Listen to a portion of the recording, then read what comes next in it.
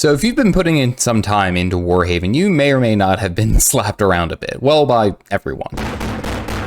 The game is fairly straightforward, but sometimes they do not exactly explain everything and doesn't make it that easy when you're getting started. Well, that's what I'm going to help you out with today.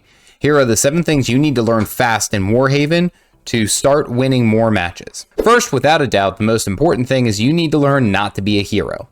I don't mean try to hold your ground against 2 enemies at the same time. I mean more focus on not charging into a group of 10 enemies and then wonder why you got 2-shotted. Because the way that blocking works in this game, you can easily be overrun with attack spam and not able to escape before you're killed. Yes, this is a typically short respawn timer, but it could also mean that the enemy is able to push the payload or capture a node without any contest. It's not worth the instant death and losing ground. Push with your allies, and remember, it's a team game. Second, pairing with that is the importance of side nodes. While yes, it may not seem as important compared to the main foothold, think of it like this. If you can clear the main foothold with 1 shot from a cannon, why the heck wouldn't you do so? Or even the respawn flag doesn't seem that much further away than the normal respawn. Well, it can make a key tactical point of attack by holding it. The idea being, even though it may not seem as important, the side nodes can provide some incredible benefit to your team, especially if you need an advantage. I'd suggest at least one person there holding the side nodes, such as a spike or even a blade, as they are great at dueling. But if the fight seems a little bit one-sided, then retreat may be your best option. Push with the team.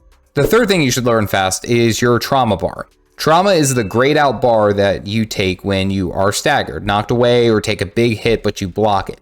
This gray bar will take you all the way to 1 HP. This functions in a sense as temporary health loss, as you will only have a little bit of time of not taking trauma damage for it to regen back to full. However, if you have 1 HP with the rest of it being trauma damage, you can essentially get one-shotted by the slightest touch.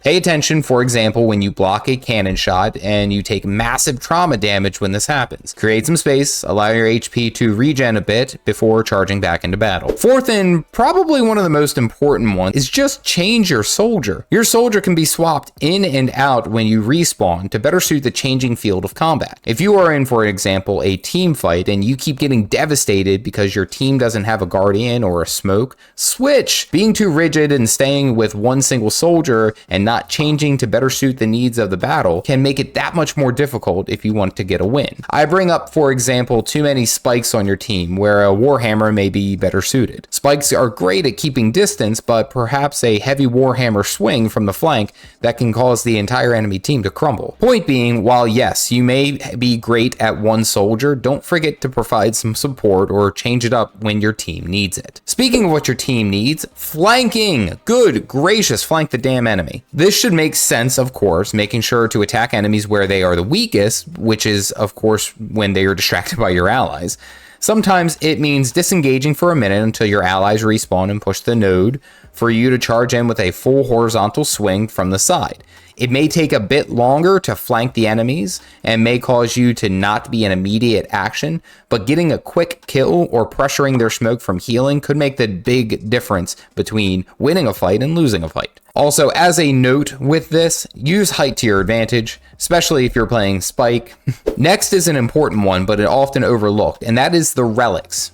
As you are in combat, you are progressing forward with the match. You will notice this bar over here. This bar is your Relic bar. This allows you to summon in-match items and specific nodes that can be used to benefit allies or harm enemies, such as the respawn tent, which when fully constructed and charged with your relics, you can get a significantly closer respawn or even summon a bomb that can help you clear the foothold from enemies. This is overlooked so much, but these can make such a positive impact on a match that you should just always keep an eye out for. This can also work with teammates who can use their relics together to spawn one of the extra features alongside you. So if you only have one relic, but your ally has 2, you can summon the respawn tent and be good to go. Always keep an eye out. And lastly, let's go ahead and take a look at combat. The combat here in Warhaven is fast and free-flowing, without, for the example of 4 Honors lock-on system.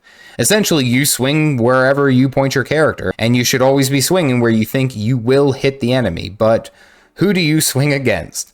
Well, let's take a quick look at the order of attack ranges. You have Spike, who has the furthest range. You have Blade, followed by Smoke, who have a decent ranged poke.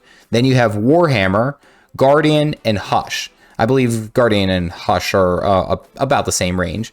So when you are matching up with your enemies, know what range you are at and who you may be able to edge out against some other enemy players. The idea of this is that you can probably get in some free damage before they can get their whole swing off. Also, something you should pay attention to is blocking. If your enemy blocks an attack and they time it just right, most of the time they will have a faster swing than you do when you swing again. Meaning that if you carefully time a block as it is going through its arc and you block it perfectly, and then you swing immediately after, your attack will almost guaranteed to be connecting to the enemy. And further, if you are up in the air either for a jump or you got knocked up, for example, and then a hit connects with you, you take massive damage. So be careful of things like Guardian's Shield Charge or Blade's Ox Charge. As best you can, try to stay to the ground. And of course, this all comes with spending more time in the game, but absolutely the more you play, the better you will get. As this game will be constantly changing through early access, right now, I think it's pretty good at launch. I think it's pretty decent. Each one of these tips can be changed in priority at any time as the fights progress and as your match goes through, but just keep in mind what is your best application at any given moment and choose where best to apply yourself, and you'll do great. If you want to learn a little bit more about the classes in Warhaven, or